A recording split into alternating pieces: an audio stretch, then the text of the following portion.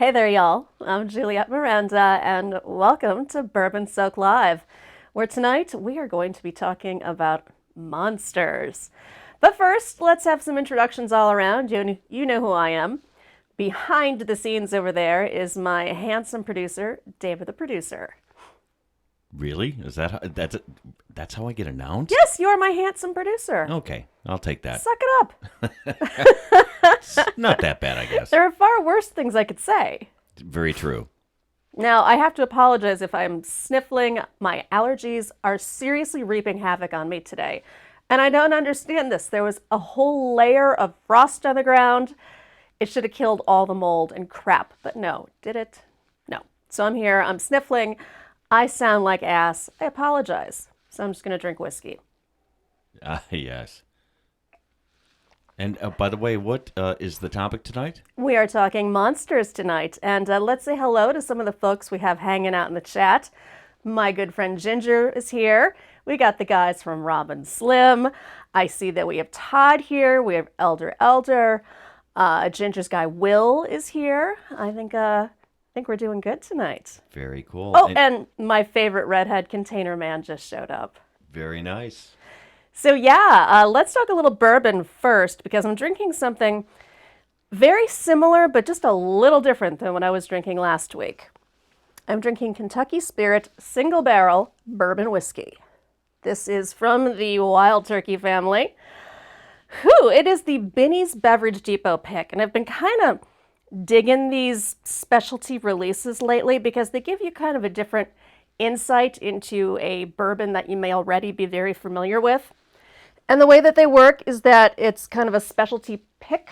You know, they go in, they taste different barrels and see what tastes a little bit different and interesting, and then they do these small batches. How do we get on that list to, help them select those? I'm working on that. Working real hard on that because I want in on it. But the Wild Turkey Kentucky Spirit Binny's pick is really nice. It's similar to the Russells that I was drinking last week, so it's got the same mash bill. It's very high corn, kind of a little bit of rye and a little bit of malted barley. And from what is this? It's from, hang on, y'all. It's from Barrel 29. I'm not quite sure what that means or where it is, but it's made a really creamy, soft-tasting bourbon.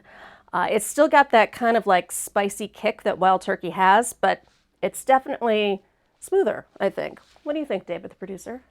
I haven't tried it yet, actually. Let me take a little sip here of mine. Let's see. He's sucking it back. Ooh, I like that. Yeah, it's really easy to drink. It's not that high of a proof. I think it's like 101 proof. So it's super easy to sip. I'm drinking mine neat. Kind of digging this, right? I dig the Weeders. You do? What? This isn't a weeder. It isn't? No. Oh, it tasted. It must be the corn then. You think? Yeah, it must be. Well, it's like 75% corn, so I don't get a weeded taste at all. In fact, this tastes a little bit more spicy to me, but it's creamier, which is probably what you're thinking. Yeah, that's probably why it says I'm crazy on my bracelet. I don't know. I thought it was good. There are lots of things that say you're crazy. We have a couple new people. Yes, I know. So I see DJ Beacon is here, Stellar Matrix. You guys, thanks for joining us tonight. We're going to be talking monsters because it's October, and I love all things just scary and horrible and disgusting. But to kick things off, I wanted to talk a little bit about Svengoolie. I don't know if y'all are familiar with him, but he is a horror movie host who originated in Chicago and has since gone national on MeTV. He hosts classic horror movies every Saturday night, and he is celebrating his 40th anniversary on TV, which is just incredible. And I had the chance to intern for him back in the 90s. And wow, is he a cool guy. I mean, just as cool as they come. And a little funky too, as you would be if you're a horror movie host. Part of his kind of like shtick is that there's rubber chickens and kind of like, funny gags throughout the show. And one of my jobs was throwing rubber chickens at him. Yeah, you were one of the rubber chicken girls, weren't you? I was a rubber chicken chucker. A rubbin' chicken. Say that 3 times fast. Rubbin' chicken. I see Mash and Drum just joined us. Hey, Jason, how's it going tonight? So, yes, we're talking Svengoolie right now. And when I was interning for him, I got to throw rubber chickens at his head.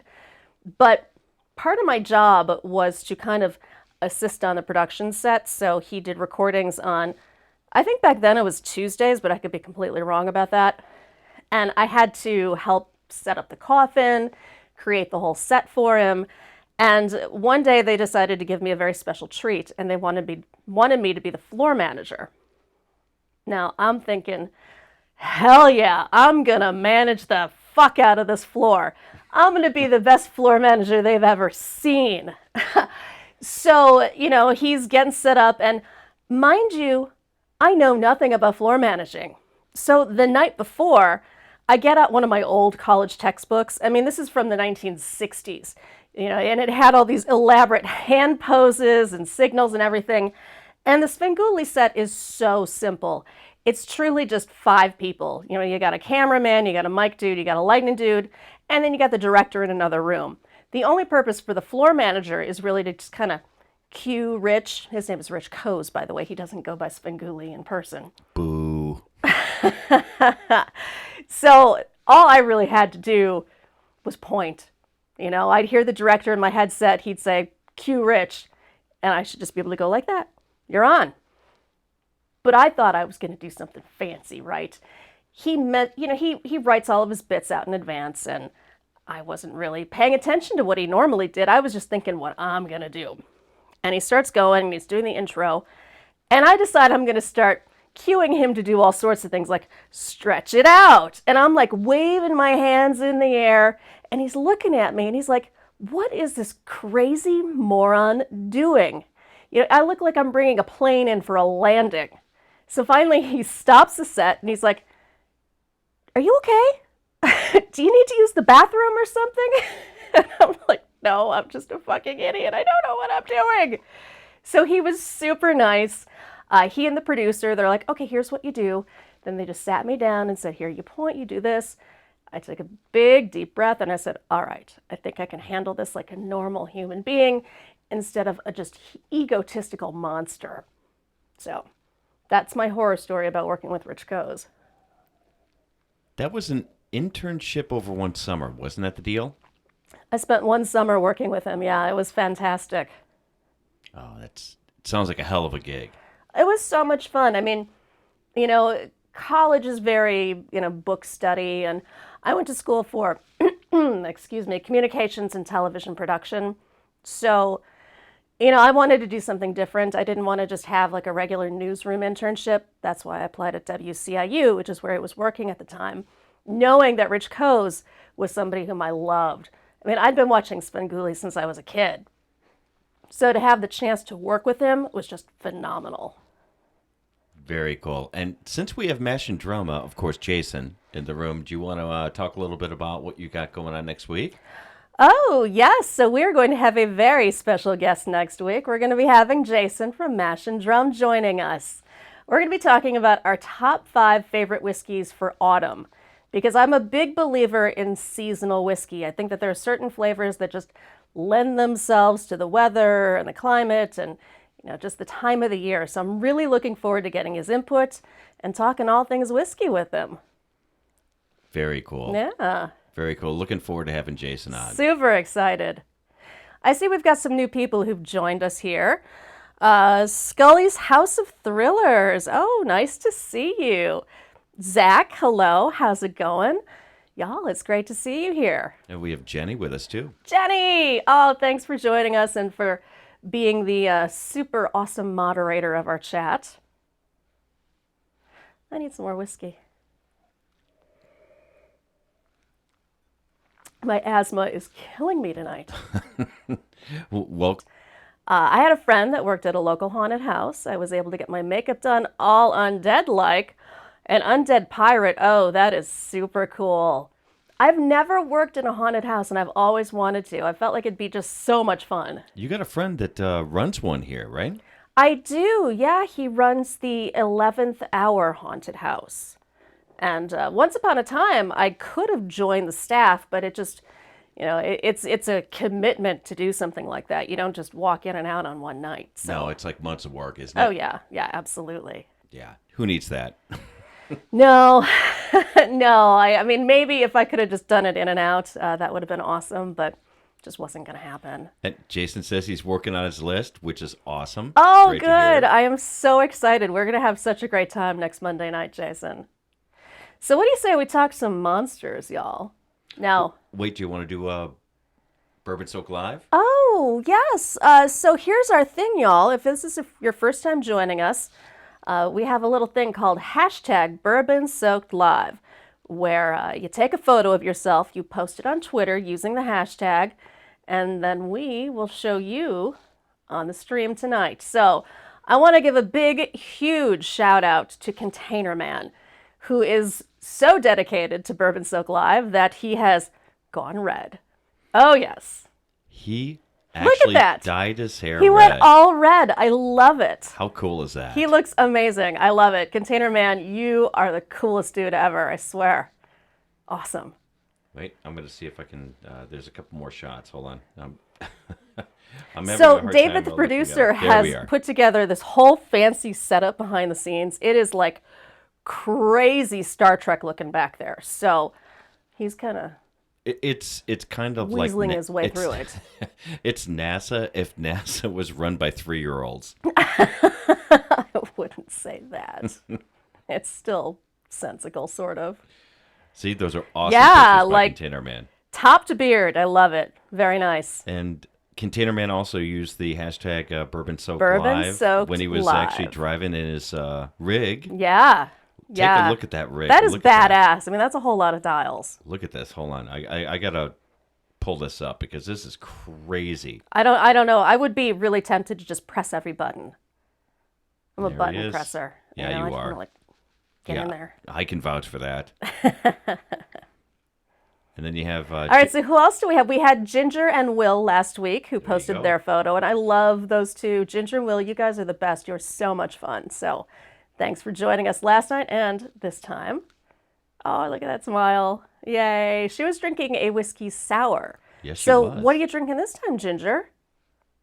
Oh, I see Nancy Jones just joined us. Hello, Nancy. How's it going? And D90 just showed up. Oh, Awesome. great. So we are sharing last week's Bourbon Soaked Live photos. That's hashtag Bourbon Soaked Live. Snap a photo of yourself, post it on Twitter, and we'll share it right here. We've also got Mr. Green Bay Wacky, the infamous cheesehead, literally. There he is. Looking all crazy and wacky there. And, well, you had Bobby Blaze. Oh, yeah, actually Bobby send you a Blaze. note. He is a former pro wrestler who's a good friend of the show. He was hanging out. We didn't get a photo of him, which is a little bit cheating, but that's okay. We'll let it slide. We'll let Bobby slide Yeah. on that one. And we also have Maniac. Oh, this is a great shot of him, That's a too. great shot. He's drinking Jim Beam Double Black, I believe. Wait, I'll It's a pull that badass up. look right there. That's a hardcore. badass look. That looks like a like it. badass fisherman right there. But here's his, he's drinking the Jim Beam. Jim Beam Black, Yeah, you which can is tell. far preferable to regular Jim Beam. Apps every day. William, I need to put this beer down and get a bourbon. Yes, you do, Will. Grab a bourbon immediately. Yeah, And enough I with saw, the ham, sir. I Really. saw earlier in the chat, Jenny was talking about the squirrel and David in the bathtub. We had an incident just a couple of weeks back where a squirrel got into our bathroom. It kind of came down. It came down one of the furnace Yeah, the furnace. pipes or something. Yep. I don't know how these fucking things work. But I heard it scratching around in there, and I was talking about it on the podcast. Essentially, the sucker got out and started doing laps in our bathtub, and David grabbed the top of the toilet tank and was going to beat the ever-loving shit out of that thing until I stopped him. It wasn't because I wanted to do something mean to a squirrel. No, we just wanted to get rid of it. I didn't want to get rabies. Well, none of us did. So we tried calling animal control. They refused to come because they apparently don't control animals at all. And it was up to us to wrestle the thing into a cat carrier and then relocate it. Yep, and that thing ran around the bathtub like a little mental patient. Yeah, it was crazy. In fact, I actually left the bathroom and closed the door, and I listened from the outside. And if you've ever heard a Tom and Jerry cartoon where it's just all this, loud crashing and banging and swearing. It was hysterical. I couldn't laugh then because David was not in a good mood, so I didn't want to antagonize him. I was trying to, basically wrangle a squirrel. Yeah, it didn't work out so well, but No. ultimately the little fucker's gone. That's right. Yeah. Will, you were drinking Eagle Rare. Oh, that is such a good choice. That is from, I believe, the Buffalo Trace family, and it's a really reasonably priced aged bourbon. I think it's 10 years. It's so easy to drink, really great flavor, and it's so inexpensive. Definitely a good choice. Yep, and you have Terry C. that's joined the room. Terry C. Cheers. Yes. I'm running low on bourbon. Hang on, y'all. I'm mixing bourbon and Zyrtec tonight. Kind of like speedballing. Yeah, you're speedballing, all right. I am. Just call me John Belushi. Yeah, you might want to roll that back there, lady. That's fine. I do like this. Do you want to talk a little bit more about the bourbon? Oh yeah, we're drinking the Binny's Beverage Depot hand-selected version of Kentucky Spirit from Wild Turkey. It's really good, really smooth, really mellow, but it's got this nice sort of spicy punch to it. It does. It's spicy, but it's high corn. It is high corn. It's 75% corn, so that kind of gives it a little bit more sweetness. In fact, David thought it was a wheated bourbon at first. So. I really did. Yeah. Yeah, I would have swore this is wheated, but yep. And I'm a big fan of the wheaters, so. I know, me too. But for me, the wheaters are more of and we'll get into this with Mash and Drum next week, is wheaters are very summery to me. Yep. And DJ Beacon, yes, I miss the old bottle design of this, the feather tail. It was so distinctive. This new bottle, it's just kind of plain. Regular. Yeah. Yeah, it doesn't have that. It's kind of like every other bottle now. It doesn't have it almost had like a Crown Royal look, didn't it? It did, yes, Yeah. very much so, although it was definitely more distinctive than that. And I totally miss it. Oh, we have ADHD Fishing joining us. ADHD Fishing, hey, thanks for joining us tonight. So what do you say, y'all? I think it's time for top 5 monsters. Now, I'm going to give you mine and tell you why I like them so much. And then let's open it up for a little bit of conversation. We can debate this. You can give me yours. Tell me I'm wrong. I don't know. Whatever works. And these are specifically movie monsters. Now that yeah, I they're think not about it. like human people I know. Well, I mean, there's monsters out there like, we Me. talked about, you to begin with. You know. Like Loch Ness Monster and things like Oh, that. yeah. No, I didn't pull any like cryptids or anything like that. These are just movie monsters that I really, really like. I think that they have cool character designs, cool backstories, and I dig them. So let's go with number 5. That would be Leatherface. Oh, yes. Texas Chainsaw Massacre Leatherface.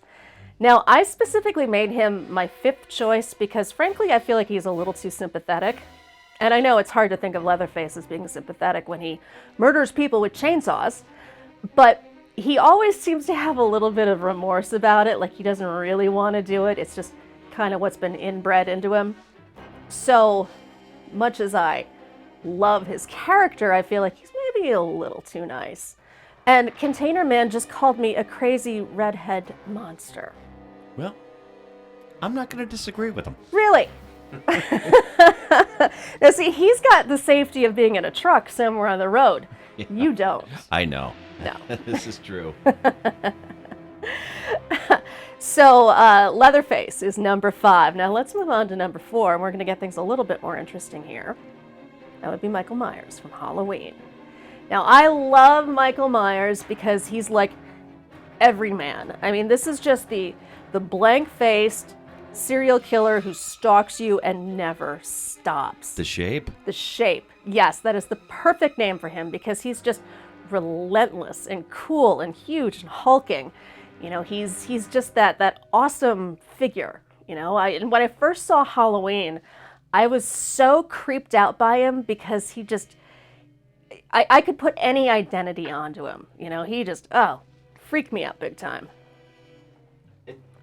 You still get freaked out by him when you see Halloween. I do a little bit, and I think it's partly just nostalgia in a sense because I enjoy it so much. I love the atmosphere of the original Halloween. And I wish to fucking God Halloween 3 had Michael Myers in it. And I know this is a divisive topic for a lot of people. There's either pro-Halloween 3 and anti-Halloween 3. I'm anti-Halloween 3. Why? There's no Michael Myers in it. You know, if they would have named it something other than Halloween, would you have liked that movie? Let me ask you that. I don't know. The whole mask thing. Okay. I don't know. It's just... I can respect that. I will give it this much. It has one of the greatest VHS covers ever. Which is? It's the 3 kids in Halloween costumes on kind of like a red background with a little devil in the background. I don't recall the cover. Jerry Gallup says, thanks for spoiling Halloween 3 for me. Fuck you, Jerry. Well, that's what Jerry gets. Jerry, I spoiled nothing, I promise you. Yeah.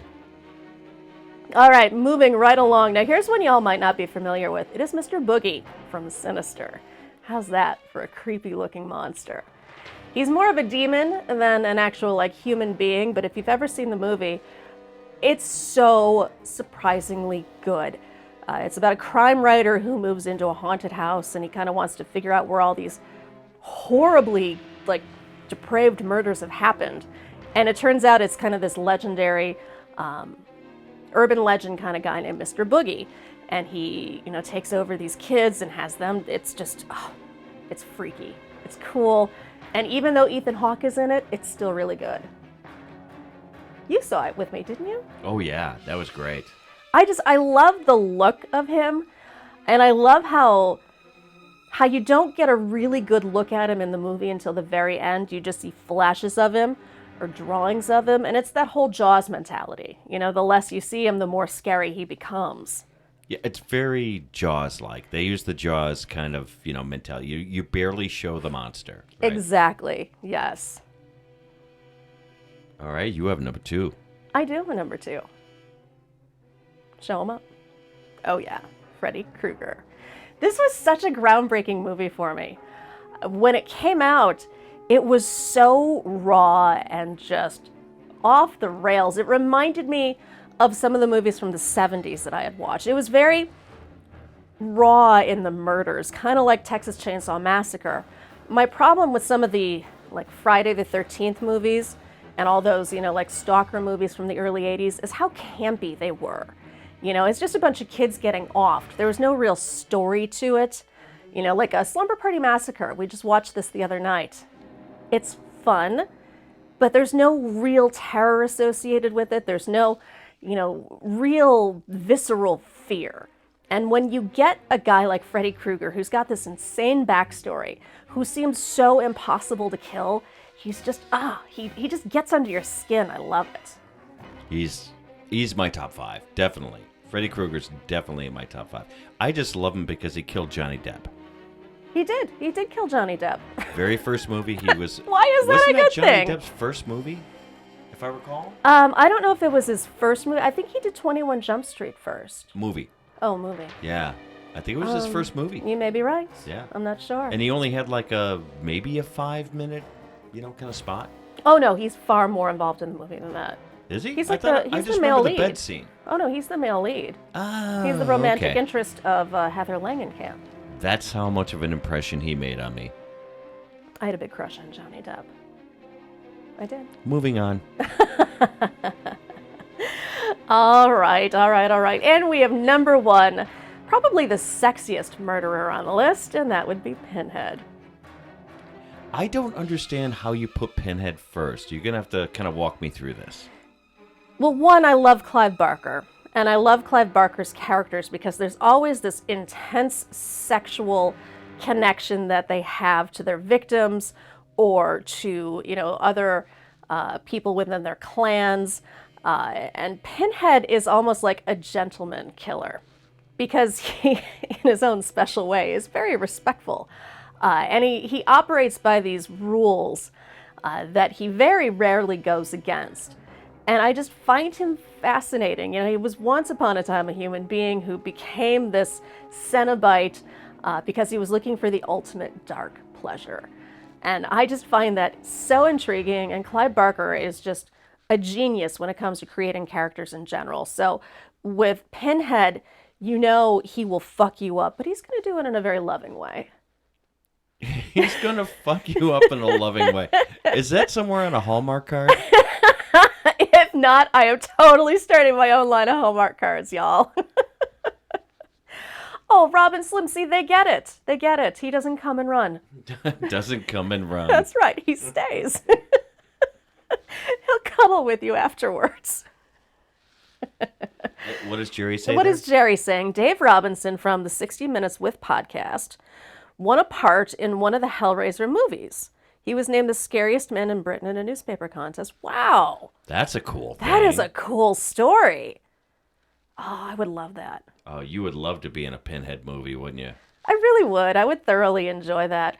I see Patrick Fulmer just joined us, and that I talked him into a bourbon instead of a rye. You are drinking 1792. Patrick, excellent choice. I love 1792. It's solid. You know, it's one of our kind of go-tos that we do every now and again. They have a barrel-proof release of 1792 that we have not tried yet, and I really want to. Okay. And that was the distillery that I think at the beginning of summer actually lost half their rickhouses to a collapse. You are correct, ma'am. That was a bummer. I wanted to go out there with a big straw and help them out. Yeah, a straw, some, trash bags. I would have done anything to go out there. Jefferson Einstein just joined us. Well, hello, Jefferson Einstein. Every time I hear that name, I think of Jefferson Starship. Do you really? I do. Interesting. I don't know. Just one of those things. Thank you, Mash and Drum, for liking the list. I'm pretty happy about it. But if you guys have any other suggestions, in fact, I wanted to call out on Twitter earlier. I think it was you, Ginger. Maybe it was Will. You shared the skeletons from, was it Jason and the Argonauts, or am I out of my mind? I think you're out of your mind. No, I'm not. Okay, hold was on. it a Harryhausen? Yes, it was. Pretty sure it was. Yes, it was. Wow, Jason and the Argonauts, what a cool movie. I mean, now it doesn't hold up so well. You know, you've got that claymation in there and it looks a little hinky. But at the time, it was mind-blowing. Hold on, I'm going to show it right now. Oh, look at you. There you See, go. there it is. The Harryhausen skeletons. And I'm pretty confident that is Jason and the Argonauts. You know what? You're probably right. Yeah. Okay. I'm with you on that. And you know who also did skeletons like that really well was Sam Raimi in Army of Darkness. And you know what? We have a new Bourbon Soaked Live, which we'll show next week as well, but wanted to throw it up. There is Container Man once look again. at Container Man. Looking good. And he's got the full red going. See, I told you redheads have more fun. Well, they're at just least do. more of a problem. But you get away with more as a redhead. People anticipate you being nuts. I mean, I could run down the street with a meat cleaver and people would be like, oh, she's just a redhead. It's fine. Yep, we have Anthony Redneck in. Always awesome to see Anthony. Oh my gosh, Anthony Redneck Way of Life. Thank you for being here tonight. Creator Spotlight. I saw Creator just Spotlight. I said Spotlight. Creator Spotlight. Yeah, with Mike. Has joined us. Thank Awesome you, to see sir. Boomer D is here, popping in to say hello. Boomer D. Right? I know. Cheers, sir. Thanks for being here. Robin Slim loved the movie The Gate. Guys, I don't know if that movie holds up. You know what? I really don't. Don't give me that crap because you made me Oh. sit through that movie and you liked it. I didn't say I didn't like it. I just said I don't think it holds up exactly. And when did I make you sit through it? A couple years back, and that was that 90 minutes was the longest 3 days of my life. You know, it's just a little cheesy because you got the little guys. They look like the Ghoulies. Who's seen the movie The Ghoulies? That was like the knockoff Gremlins movie, and it is so cheesy. I mean, it is about as campy as a creature feature can get. Oh, hey, my producer is signaling me that I should tell you all that if you are enjoying watching Bourbon Soaked Live, you should like it, you should subscribe to the channel, and you should tell all your friends. And feel free to share it out tonight, too. That's right. Tweet it out, y'all. Robin Slim says it doesn't, but as a kid, it was great. So we need to hear the top 5 from the people in the chat. Yeah, y'all, let me know your top 5 monsters. Who do you really, really like? Will says stop motion is great. To this day, I love anything stop motion. I think the best one that I've seen is Nightmare Before Christmas. That is great. Yeah. That is a great movie. Yeah. Although I don't consider it a Halloween movie, I consider it a Christmas movie. Yeah, you're going to get people that fight over that. I don't get the whole fighting. It's like people that say Die Hard as a Christmas movie, and yeah. Well, yeah, just because you play Jingle Bells in it doesn't make it a Christmas movie. Right. However, Nightmare Before Christmas is a Christmas movie because ultimately Jack Skellington discovers his Christmas spirit. There is that. Ha! I win. I win. Ha! I have a microphone. I win. Right? So Patrick is saying that the flying monkeys from Wizard of Oz scared him, and really, that scared me as a kid. Did it? I have to admit, those things were the Wow. freakiest things that were on or in a movie as a child that I was allowed to see. That was like a G-rated movie, right? I just never got scared by them. Wicked Witch of the East. Yeah, the Wicked Witch didn't scare me either. In fact, I always kind of wanted her to burn the scarecrow down because he was a little annoying. I mean, he was always falling over and acting goofy. Like, if I had him following me around through Oz, I would probably set fire to him myself. Gremlins. See, Robin Slim says Gremlins is an Xmas movie. Of course. Again, that is a Christmas movie. I'll give that Hands as down. a Christmas, yeah. And we almost saw that over the weekend, by the way. Yeah, we were supposed to go to our local drive-in, but the weather was just appalling, and it wasn't conducive to sitting outside, so I had to skip it, which was a bit of a bummer. See what the Creator Spotlight show said? Creator Spotlight, The Little Gnome from Cat's Eye. Oh my gosh, anthology movies. Cat's Eye is one of the best. That was a really cool story with Drew Barrymore, actually. And speaking of anthology horror films, Shudder, the AMC streaming horror movie service, they have a rebooted version of Creepshow out. And they have 3 different episodes of it out now. I think there's like 2 or 3 more to come. It has been fantastic. I mean, really true to the original comic books and the original movie in that it's clever and witty, but still spooky and fun. I've enjoyed all 3 episodes so far. It's really well done. And even my producer over there dug them too. Yeah, they were great. And Ginger has her top 5 listed. Ginger says vampires, Hellraiser, zombies, the Kraken. Kraken's a good one. Chucky. I gotta say the Kraken is freaking scary.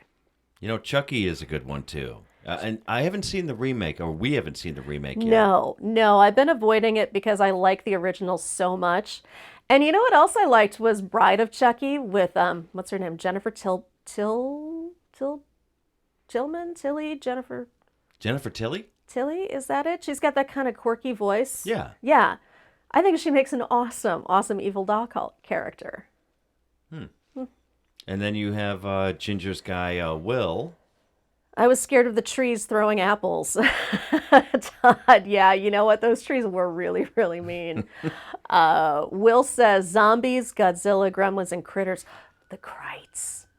Oh, Critters is such a good movie. I loved that movie when it came out. In fact, I saw it in the theater when it first opened with my dad, and I had so much fun watching it because the one alien guy, when he takes on the physical appearance of that rock singer, I thought he was so hot. I was all over it. All right, I have a weird question for Will.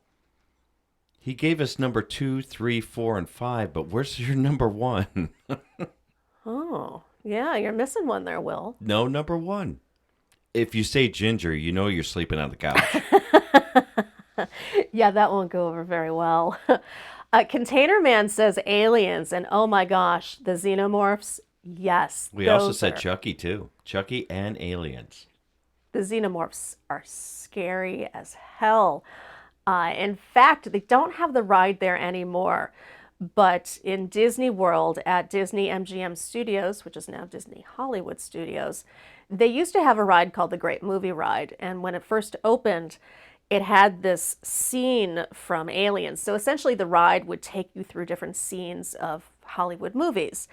And this one scene from Alien was so creepy. They had an animatronic alien that came down at you from the ceiling. I mean, it was so un-Disney-like, and the whole scene was so unsettling because you were really in the Nostromo, and you're hearing, the freaky music in the background, and you can't see anything, and, you see this animatronic Ripley on the side, and, she's sweating and panicking, and then out of nowhere, this alien head pops down at you. It was fantastic. So much fun.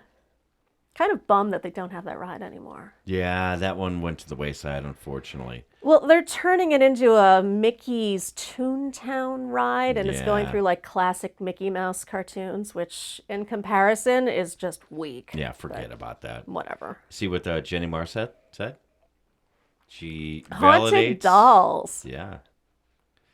Haunted dolls scary. And also she said that the Wicked Witch and the tree scared her too.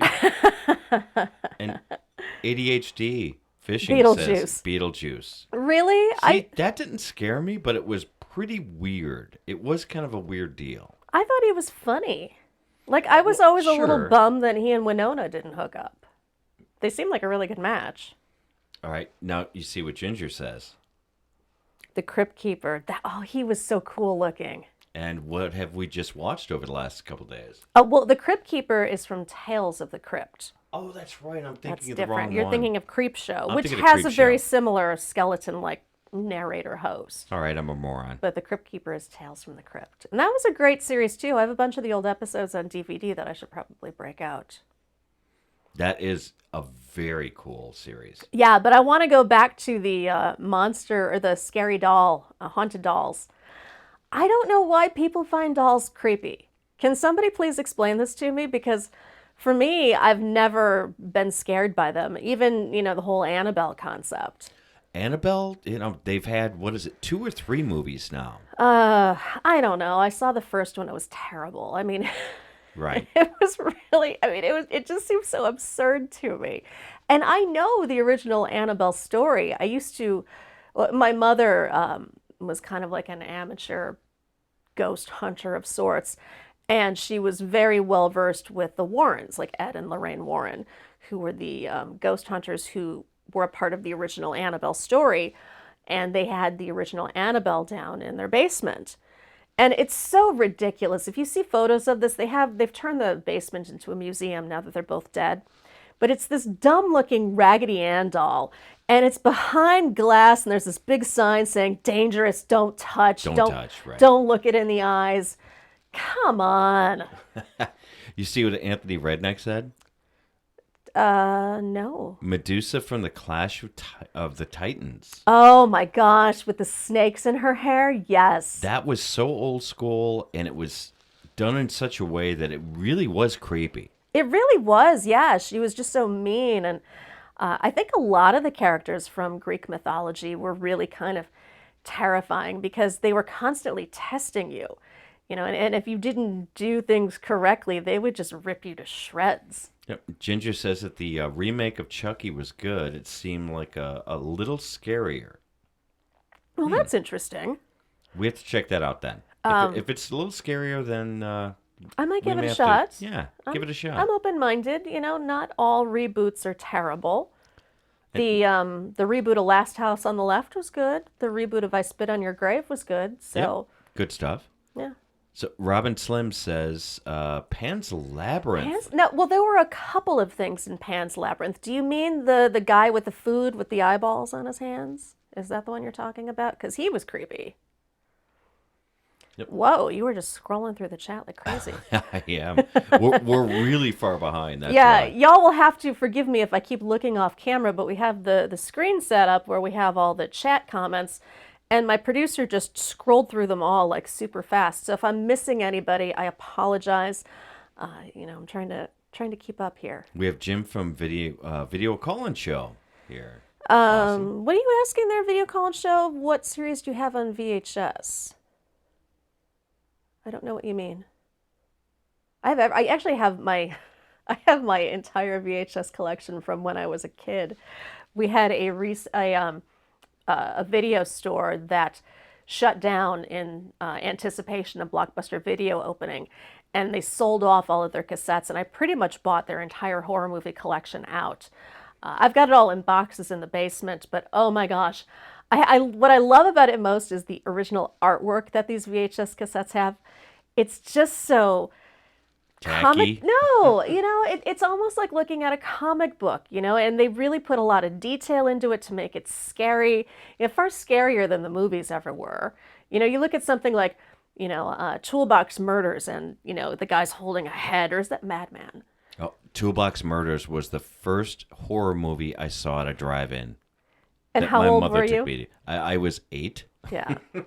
8 years old. Not good to see Toolbox Murders as an 8-year-old. So I put it on for him the other night. Unfortunately, I think it's lost a little bit of its cachet. It doesn't hold up. And no. what's ridiculous is that it's part of the Video Nasties. I don't know if y'all are familiar with the Video Nasties, but it's a series of movies that were released in the late 70s into the 80s that were banned throughout the UK. Because they were gratuitous and violent and all of that. And most of them today, you watch them, they seem very silly. A little goofy. And Jenny has explained the haunted dolls to me. She says, because they move on their own. I guess that's creepy.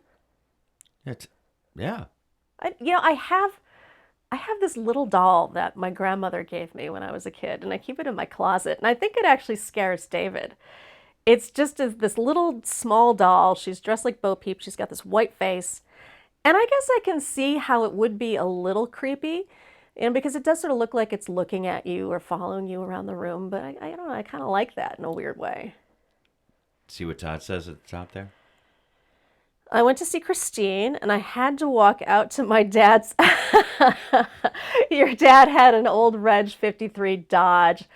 Ooh, yeah, I'd be nervous too. Yeah, I wouldn't want to go do that. No, I mean, I'd walk home. Play George Thorogood? Because that's when you know something's going wrong. Jerry wants to know what's wrong with gratuitous violence. Could you show his comment? Yeah, I will. What's wrong with gratuitous violence? Absolutely nothing is wrong with gratuitous violence. I see Donner Pass Whiskey is here. Yes. And he says that he likes... Oh my gosh, I've got just a story for you. So Donner Pass is saying how he enjoys the horror movies from the 30s and 40s. So what I wanted to announce is that this weekend on my podcast, The Unwritable Rant, I'm going to be releasing an interview with Sara Karloff, who's the daughter of Boris Karloff, whom y'all probably may know as the original Frankenstein's monster. Sara Karloff is such a cool lady. And I remember seeing the original Frankenstein on the Svengoolie show when I was a kid.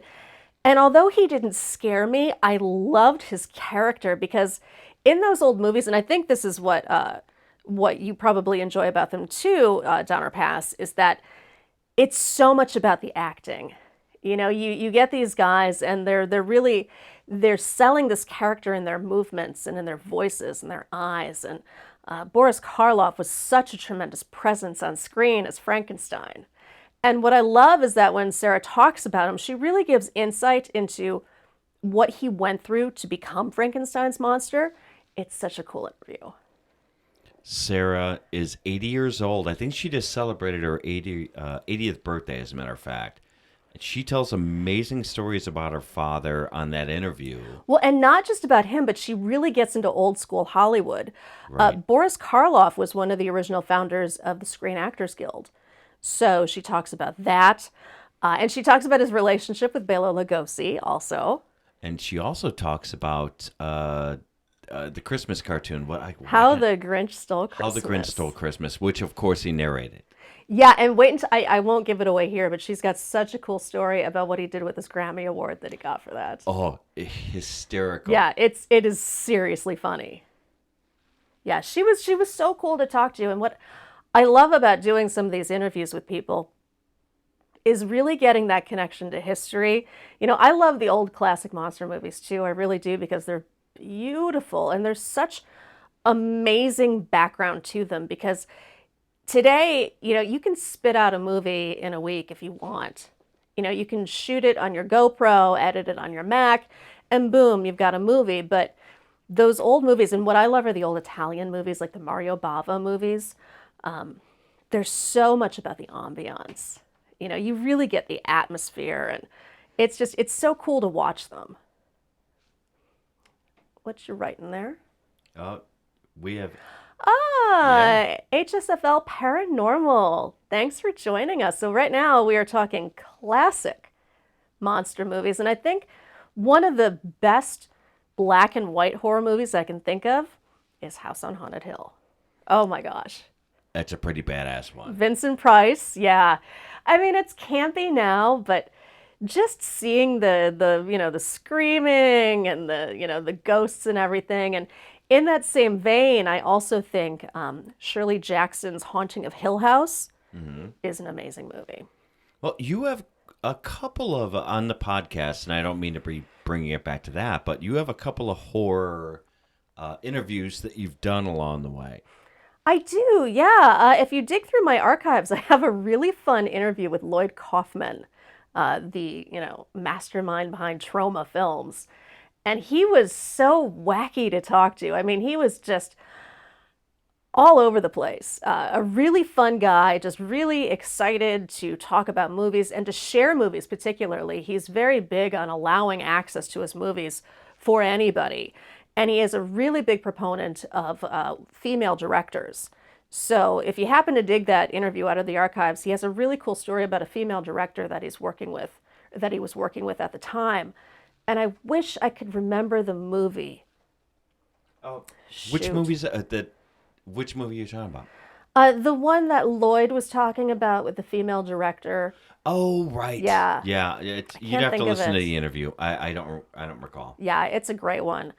But yeah, there was him, and then of course, Joe Bob Briggs. Bob Briggs. Personal hero, the patron saint of grindhouse movies, Joe Bob Briggs, who is just the coolest guy on this planet.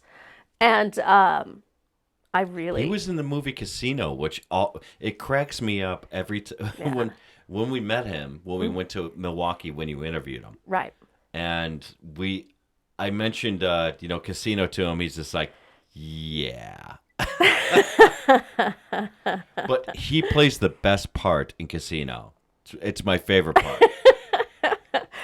It's just cool to know that he was in it. And he's been in more movies than that. He was in The Stand and a whole bunch of other stuff. But what I love about him is just how honest he is. And if you talk to him off camera, he is a hoot. I mean, he is just so funny and so witty and probably one of the best essay writers I can think of right now.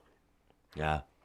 I see HSFL Paranormal is saying that Nosferatu was the first vampire movie in 1922. And you're right. I mean, things have come tremendous lengths since then. But if you watch that movie, it really is a masterclass in lighting and in pacing. Just the way that, like, you see the hand creeping out and just the shadows and everything. I love it so much. Such a cool vibe to that movie. All right, if you had a sixth monster that you had to bring up as a movie monster, do you have a sixth? A sixth monster. Wow. I'm surprised you didn't have any of the old Universals. I got to be honest, because between Frankenstein, The Mummy, Werewolf, Dracula, those were some classic monsters. I considered giving a nod to the original Bela Lugosi role of Dracula. But it just, as much as I love it, it doesn't resonate with me as personally scary. And I mean, I understand why he is scary, but for me, it just wasn't something that really freaked me out. Gosh, it's hard to say. And by the way, we see a lot of the folks saying that people are trying to click the like on this. YouTube, I did see this earlier. YouTube is having problems with people liking videos, whether it's live or even just regular content. Huh.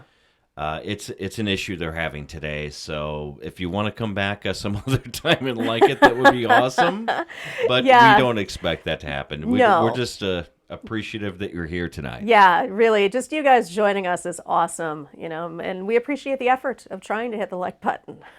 Now, I see Jerry is about to stir up some controversial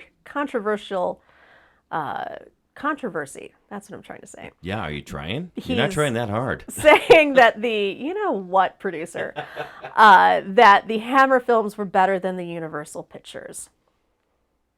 Wow, that's a bold statement. I don't know if you can really go Okay, down... well, Jerry, I need you to give me the one Hammer film that you think is top. The top Hammer film. Lay it out there. All right. I mean, I love Hammer films. I do, but I feel like Universal was just more groundbreaking. But I don't know. Let's see what he says. We'll see. Will is asking, were my picks my favorite monster movies? Favorite monsters or scariest? I think both, actually. My favorite are my scariest ones. But what I didn't include, and I've talked about this before, is the character of the demon in The Exorcist as Regan McNeil. That's probably the scariest image I can think of any sort of monster. The Horror of Dracula. I don't know that. Oh, see? I don't know it. Now you have a new one to go check Wow, out. Jerry may have caught me here. I don't know that. I'll have to watch it. Absolutely. Interesting. Do you want to tell people how they can post their pictures? Yes, y'all. So what you were doing is you were watching Bourbon Soak Live. So take a photo of yourself doing it. Post it to Twitter and use hashtag Bourbon Soaked Live. And next week we will share your photos and we can all, get to know each other, just like we're hanging out at a bar. Only more bourbon in my case. Exactly. We're looking at all the folks who were kind enough last week to share their photos. And of course, Container Man has dyed his hair red in honor of the show, which is above and beyond. I love it. You're awesome. Wow. He made himself a redhead. He really did. Jerry, you know what? And you call yourself a horror fan. Actually, what I call myself is a gore fan. I like the gore movies personally, but that's all right. I forgive you. So what do you say we... Oh my gosh, Night of the Living Dead, 1968. That movie is so groundbreaking in so many ways. Just George Romero's grassroots approach, it really enhances the scariness of it. And, you've got these unstoppable zombie characters who are just, ravaging this little farmhouse. And I think my only problem with the movie is the character of Barbara. I mean, I get that she's scared, but she's such a simmering little wimp. I get very frustrated watching the movie. I like really strong, and it doesn't have to be a female character. I just like characters who get into it, who take control and try to do things correctly. What you doing, producer? That's right. You keep That's doing my your producer. They're coming to get you, Barbara. Yes, 100%. Great line. Mash and Drums says, how about movie animal monsters? Swamp Thing, Godzilla, King Kong, Mecha Kong. That's a great call. Oh my gosh. I loved Rodan personally. Just the whole pterodactyl looking character. I thought that was the creepiest. Come on. Creature from the Black Lagoon. And the Gill Man. I never found the Gill Man that scary, quite honestly. And if you've ever seen, what's the new movie that came out? The Guillermo del Toro movie. Oh, that's right. It's more of a love story. It is, and for the life of me, I can't think of it. We never saw it. I saw it. I watched it when you were out of town. Oh, okay. Yeah. It was fine, but I just didn't. Robin Slim says, Flesh Gordon. Flesh Gordon, the cosmic cheerleaders, the rapist robot. That makes sense. Oh, hey, the Candyman. Yes. Oh my gosh. Tony Todd as Candyman. Now there's another sexy villain.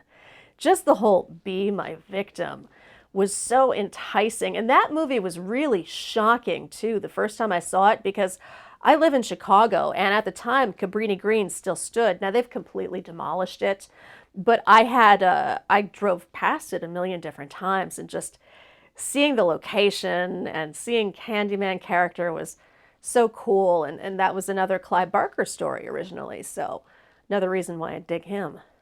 That's right. Oh, and Jason says the Killer Tomatoes. Attack of the Killer Tomatoes. Oh, God. That is a tough movie to Oh, watch. yeah. I mean, if you want to talk schlock, I mean, then you got to bring up Ed Wood, of course. Yeah, well, he started it all. He really did. Will, Tremors. Tremors. Yeah, Yeah. Tremors is okay. I like the first one. The next 72 of them can go suck it. All of them are a blast. And the fact that Michael Gross is in them as this badass hunter He is good. just tickles me to death. I love it. He's good. And then Krampus, which I haven't seen. Krampus. Krampus, I'm Krampus. sorry. We've seen Krampus. You saw Krampus. I fell asleep. You did fall asleep. I enjoyed it. It wasn't bad. I kind of like the holiday themed horror movies like Silent Night, Deadly Night, and Black Christmas, the original Black Christmas. That's good stuff. Video call-in show. Jim says Planet 9 from Outer Plan Space. 9. We have a story about that because We you do? interviewed. What's his? We know the guy who distributed it because Ethan Martin, his dad. Remember? Oh my gosh, that's right. I completely forgot about that. Yeah. How random. So we didn't. Well, I say we as it like really her. You can tell the story about Ethan Martin. Well, Ethan is a director and an actor that we know. And we've kind of become friendly with him over the past couple of years. He did a movie called Eyes of the Roshi that starred Eric Roberts. And just through conversations, we found out his dad is this old school Hollywood distributor. Yeah. Just a cool guy, cool stories. And he distributed. He was the only guy that believed enough in that movie. Yeah, to actually get it out there. Yeah, to Planet 9 from Outer Space. He was the guy who actually got it distributed through the U.S., which is kind of a cool story. It's a cool old school Hollywood story. I love old school Hollywood stories, which, speaking of, just to plug myself again, my Sarah Karloff interview will be coming out this for Halloween weekend. But I see that there's a reference to Human Centipede. Oh, I love You that first always movie. want to be the first guy. Don't be the end of that train. Oh, Will just called out Night of the Lepus, the Killer Bunny Rabbits. I don't know that movie. You don't know Night of the Lepus? No. Oh my gosh. I love the wacky killer animal movies. There was Black Sheep, which had the mutant sheep that ate That's people. what Ginger just said before did you I miss actually that? said that. Yeah, Oh she my said gosh. that right before you... she typed it before you said it. Oh, well, I love Black Sheep. And then Zombievers. If you've ever seen Zombievers, That's an awesome, funny That's- movie. freaking awesome. And Bill Burr, the comedian's in that movie.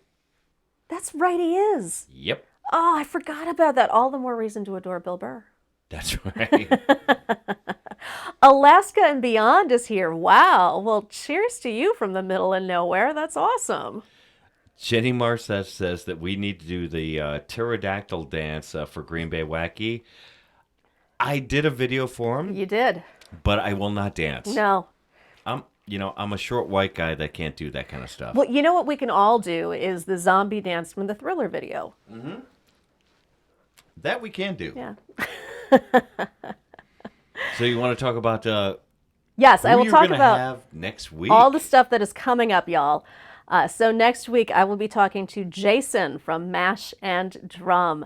This is going to be a blast. We're going to be talking about whiskey and specifically our top 5 autumn whiskeys because seriously, the fall has a flavor and we're going to talk about what it is. I'm really looking forward to this. So y'all don't miss this. And we're not just going to be talking about whiskey. We'll be talking about our experiences drinking and hanging out. Not strictly whiskey. It's just going to be a fun hangout. So definitely join us for that. And then following that, y'all, it's the official Bourbon Soak Live Halloween Spectacular. We're going to be telling all of our Halloween stories. And if you don't show up in costume, I will never talk to you again. I'll be wearing a costume. You better be wearing one too. I'm just saying. Are you going to wear a costume? Of course I'm going to wear a costume. It's Halloween. Is it going to be something hoary? No, horror-y. That's what I said, hoary. No, that's not what you said. I said hoary. Don't give me that. What happened? Uh-huh. I know where you live. Where am I at? Yeah. So, hey, I see a reference to Jaws 3. Leah Thompson is in Jaws 3. not to go back to the podcast, but you've had Leah Thompson I did have on Leah the on. podcast. Unfortunately, we didn't talk about Jaws 3, but we did talk about Howard the Duck.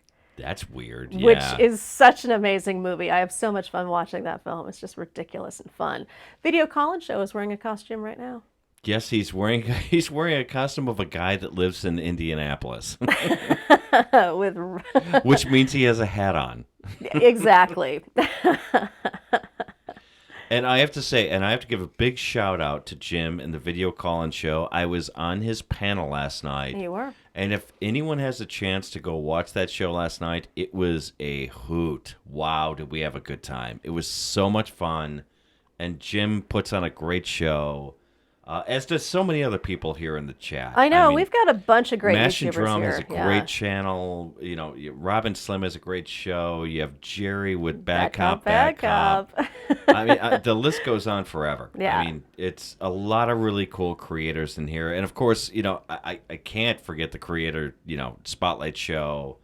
I mean, you know, Mike just has an amazing channel. He does a really good job. And y'all, I can't thank you enough for being here. I'm really, it means a lot to me that, you know, you guys are joining me and we're all hanging out and talking. And I'm telling you, this is like the best bar in the world. We're hanging out, we're, you know, enjoying our beverages.